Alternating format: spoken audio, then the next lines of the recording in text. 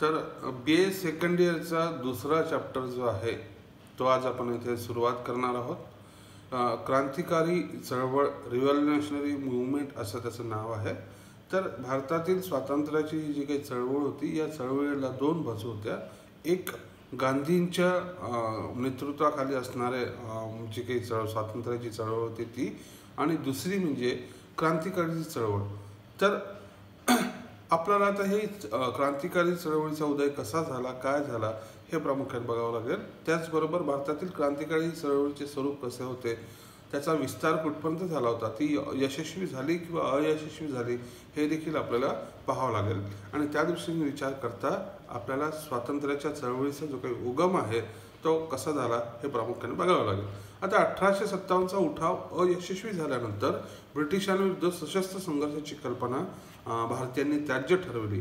कारण ब्रिटिशांचं या काळामध्ये संपूर्ण जगात साम्राज्य पसरलेलं होतं. त्यांच्याकडे लष्करी शक्ती प्रचंड होती. संपूर्ण सागरावर त्यांचं प्रभुत्व होतं. जगातील अर्ध्या साम्राज्य म्हणजे त्यांच्या साम्राज्यावरचा सूर्य कधीही मावळत नाही असे म्हटले जात होते. आणि म्हणून आपण इंग्रजांशी सशस्त्र संघर्ष करू शकत नाही हे भारतीयांच्या लक्षात आले. आणि येथूनच मग भारतामध्ये राष्ट्रवाद हा मूळ धरू लागल्याचं आपल्याला दिसून येते. आणि त्याचेच पर्यवसान म्हणजे पलीकडे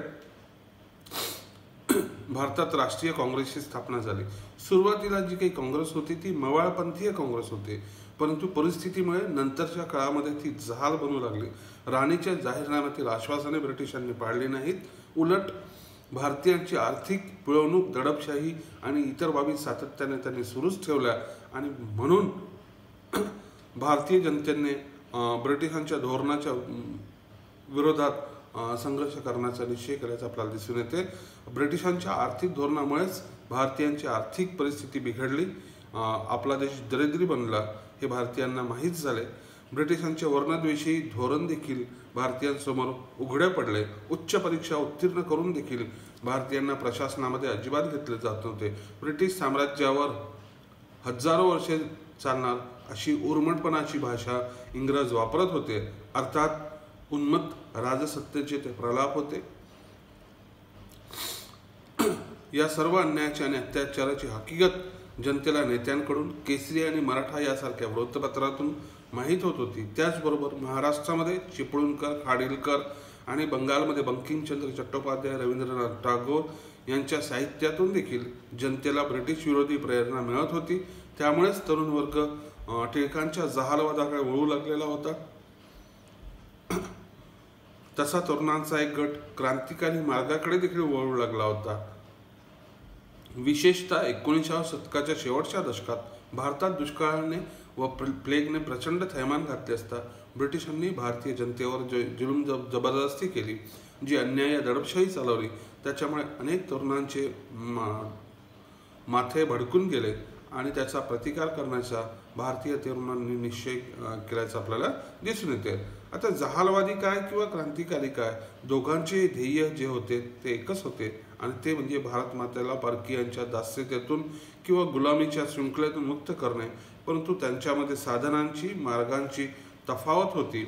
हिंसा करणे हे जहालमतवाद्यांच्या विचारसरणीत बसत नव्हते. केवळ ब्रिटिश अधिकाऱ्यांना ठार मारून स्वातंत्र्य मिळणार नाही असे त्यांचे मत होते. असे असले तरी देशाच्या स्वातंत्र्यासाठी प्रयत्न करणाऱ्या क्रांतिकारकांच्या कार्याबद्दल जहालवाद्यांच्या मनामध्ये फार मोठी सहानुभूती होती. स्वतः क्रांतिकारकांची मते मात्र स्पष्ट होती. हिंसेने किंवा पाशवी बलाने किंवा शक्तीने निर्माण झाले त्याच मार्गाने उखडून फेकता येणे शक्य आहे नव्हे, तोच मार्ग योग्य आहे अशी क्रांतिकारकांची धारणा होती. आणि म्हणून एखाद्या ब्रिटिश अधिकाऱ्याला ठार मारून मूळ प्रश्न सुटणार नाही हे क्रांतिकारकांना मान्य होते. परंतु निर्माल्यवत बनलेल्या देशाला खडबरून जागे करण्यासाठी अशा प्रकारचे जे काही वध आहेत ते उपयुक्त ठरतील अशी क्रांतिकारकांची श्रद्धा होती. प्रखर राष्ट्रनिष्ठा हा त्यांच्या विचारांचा आधार होता. म्हणूनच देशासाठी प्राणार्पण करणे, हुतात्मा बनणे हा त्यांच्या मळ होता. स्वरक्ताचे सिंचन करून भक्कम पायावर देशाच्या स्वातंत्र्याची इमारत उभारली जावी हे राष्ट्रभक्त क्रांतिकारकांचे स्वप्न होते. अशा क्रांतिकारकांपैकी आज आपण काही क्रांतिकारकांचा अभ्यास करणार आहोत। त्यापैकी आद्य क्रांतिकारक म्हणून ज्यांना ओळखले जाते असे वासुदेव बळवंत फडके यांचा आज आपण इथे अभ्यास करणार आहोत। भारतातील क्रांतिकार्याची जी काही सुरुवात होती ती वासुदेव बळवंत फडके यांनी केली आणि म्हणूनच त्यांना भारतीय क्रांतिकारकांचे आद्य क्रांतिकारक असं म्हटलं जाते। वासुदेव बळवंत फडक्यांचा जन्म 1845 मध्ये झाला। रेल्वे खात्यात नोकरी करीत असताना आजारी आईला भेटण्यासाठी सुट्टी नाकारल्यामुळे त्यांनी राजीनामा दिला आणि येथूनच वासुदेव बळवंत फडके यांना ब्रिटिशांच्या मनोवृत्तीची कल्पना आली। त्यांना ब्रिटिशांची अत्याचार राजवट उलटून फेकली पाहिजे असे वाटू लागले। मधल्या काळात वासुदेव बळवंत फडके यांनी स्वदेशीचा देखील प्रचार केला। 1857च्या स्वातंत्र्य समरातील राणी लक्ष्मीबाई, तात्या टोपे ही लढाऊ व्यक्तिमत्वे म्हणजे त्यांना आदर्शवत होती। याच सुमारास पडलेल्या दुष्काळामुळे जनतेचे होत असलेले हाल पाहून वासुदेव बळवंत फडके व्यथित झाले। पश्चिम महाराष्ट्रातील रामोशींना त्यांनी संघटित केले। शिवाजीने स्वराज्य कार्यासाठी या शूर आणि शब्दाला जागणाऱ्या रामोशींचा उचित उपयोग करून घेतला होता। ब्रिटिश साम्राज्याबरोबर टक्कर द्यायची म्हणजे शस्त्रास्त्रांची गरज होती आणि त्यासाठी पैसा पाहिजे होता। म्हणून या मंडळींनी श्रीमंतावर दरोडे टाकण्यास सुरुवात केली। म्हणून काही लोक वासुदेव बळवंत फडके यांना दरोडेखोर म्हणू लागले, परंतु हे दरोडे पोटासाठी नसून देशासाठी होते हे प्रामुख्याने विसरता कामा नये। या रामोशांच्या साह्याने तारायंत्रे उद्ध्वस्त करणे, तुरुंगावर हल्ले करून कैद्यांना मुक्त करणे, आपल्या कामात घेणे, दळणवळण यंत्रणा निकामी बनविणे असे कार्य वासुदेव बळवंत फडके यांनी सुरू केले।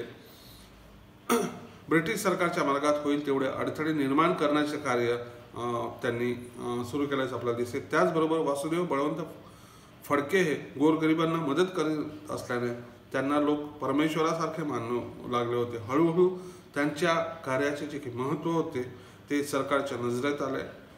वासुदेव बळवंत ब्रिटिशांविरुद्ध बंड करीत असून पुणे शहराची त्यांना फूस आहे। पुण्याची म्हणण्यापेक्षा पुणे शहरावर ब्राह्मणांचे वर्चस्व असल्याने टाइम्सचा रोख हा पुण्यातील ब्राह्मणावर असं होता। परंतु वासुदेव बळवंत फडक्यांचा इतका दरारा होता की त्यांच्या कार्यक्षेत्रात जाण्यास कोणताही ब्रिटिश अधिकारी अजिबात तयार नसे। वासुदेव बळवंत फडक्यांना पकडण्यासाठी बक्षीस लावण्यात आले होते। सरकारने तशी जी काही पत्रके होती ती ठिकठिकाणी लावलेली होती। त्याला प्रत्युत्तर म्हणून वासुदेव बळवंत फडकेंतर्फे अशी पत्रके लावण्यात आली की मुंबईचा गव्हर्नर रिचर्ड टेम्पल याचे शीर आणून देणाऱ्यास सरकारने जाहीर केलेल्या बक्षिसापेक्षा जास्त मोठे बक्षीस दिले जाईल। अखेर 27 जुलै 1879 रोजी वासुदेव बळवंत फडके यांना जन्मठेपेची शिक्षा देण्यात आली। त्यांना एडनच्या तुरुंगामध्ये ठेवण्यात आले आणि तिथेच फेब्रुवारी 1883 मध्ये या महान देशभक्ताची प्राणज्योत विझली। वासुदेव बळवंतावर पुण्याच्या न्यायालयात खटला चालू होता। त्यावेळी लोकांची खूप गर्दी होत होती। त्यात या क्रांतिकारकाचा जयघोष केले जात होते। वासुदेव बळवंत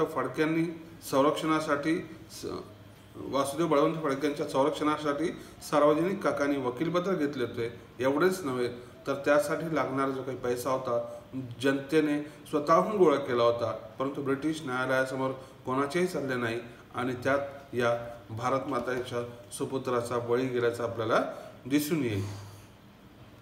यानंतरचा मुद्दा होता कुका आंदोलन। महाराष्ट्रात वासुदेव बळवंत फडक्यांनी जे काही क्रांतिकार्य केले तसेच कार्य पंजाबमध्ये रामसिंग कुका याने देखील चालविले होते। ब्रिटिशांच्या दडपशाहीची चीड येऊन कुकाने लष्करी नोकरी सोडून दिली आणि एक क्रांतिदल तयार केले होते। खरे तर प्रारंभी रामसिंग कुका हा आध्यात्मिक गोष्टींकडे वळला होता, परंतु हृदयात ब्रिटिशांच्या विरुद्ध चीड धुमसत असल्यामुळे त्याने आपल्याभोवती जमलेल्या लोकांना एकत्र केले, आपल्या अनुयायांना संघटित केले आणि त्यांना लष्करी स्वरूप दिले। ब्रिटिश साम्राज्याविरुद्ध कार्य करायचे असल्याने कुकाने आपले आंदोलन गुप्तपणे सुरू केले होते। जनतेत आणि लष्करात ब्रिटिशांविरुद्ध असंतोष निर्माण करणे, चीड निर्माण करणे रामसिंग कुकाच्या अनुयायांनी सुरू केले। सरकारला या कार्याची माहिती मिळाल्यानंतर कुका आंदोलन क्रूरपणे चिरडून टाकण्यात आले। प्रचंड प्रमाणावर धरपकड करण्यात आली। कुकाच्या अनुयायांना मृत्यूदंड देण्यात आला। स्वतः रामसिंग कुकाला ब्रह्मदेशामध्ये हद्दपार करण्यात आले आणि तेथेच 1885 मध्ये रामसिंग कोका यांचा मृत्यू झाला. 19व्या शतकाच्या उत्तरार्धात जे क्रांतिकारी झाले ते अर्थातच यशस्वी झाले नाहीत. वासुदेव बळवंत फडके किंवा रामसिंग कोका यांच्या कार्याचा फारसा प्रसार झाला नाही. 20व्या शतक सुरू होताना मात्र क्रांतिकारकांचे जे काही कार्य होते ते भारतातच नव्हे तर परदेशात देखील सुरू झाल्याचं आपल्याला दिसते, जे आपण पुढच्या पिरियडमध्ये बघणार आहोत.